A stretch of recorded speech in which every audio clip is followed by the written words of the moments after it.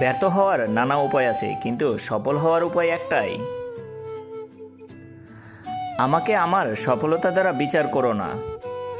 ব্যর্থতা থেকে কতবার আমি ঘুরে দাঁড়িয়েছি তা দিয়ে আমাকে বিচার করো। উঁচুতে উঠতে হলে তোমার ভিতরের অহংকার বাহিরে টেনে বের করে আনো এবং হালকা হও। যার মাঝে সীমাহীন উৎসব বুদ্ধি একটানা কাজ করার গুণ থাকে, তবে তার সফল হওয়ার সম্ভাবনা সবচেয়ে বেশি। একটি লক্ষ্যকে ঠিক করো, সেই লক্ষ্যকে নিজের জীবনের অংশ বানিয়ে ফেলো।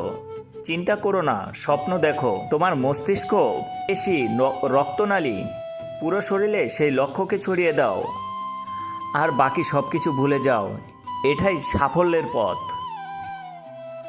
জীবনে সফল হতে চাইলে দুটি জিনিস প্রয়োজন: জেদ আর আত্মবিশ্বাস।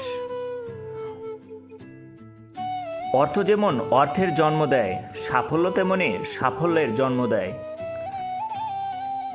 কাজ শুরু করাই হলো সাফল্যের মূল চাবিকাঠি। মানুষের জীবনে কঠিন সময় আসা খুব দরকার। কঠিন সময়ের কারণেই মানুষের সাফল্য উপভোগ করতে পারে। সাফল্যতা আসে অভিজ্ঞতা থেকে, আর অভিজ্ঞতা হয় সবচেয়ে বাজে অভিজ্ঞতাগুলো থেকে। সাফল্যতাও উদযাপন করা ভালো, কিন্তু ব্যর্থর দিকেও নজর দিতে হবে। সহজে কিছু হয় না। যদি নিজেকে বড় করতে হয় তাহলে তোমাকে কষ্ট করতে হবে। কষ্ট না করলে আপনার জীবনে কিছুই সফল হবে না।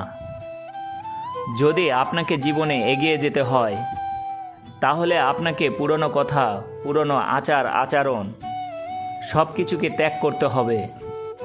মানুষের পক্ষে সব স্বপ্নই পূরণ করা সম্ভব যদি সে যথেষ্ট সাহসী হয়। তুমি যদি এখন থেকেই তোমার স্বপ্ন পূরণ করার জন্য চেষ্টা করে যাও, একদিন তুমি ঠিকই সাফল্যের পথ খুঁজে পাবে।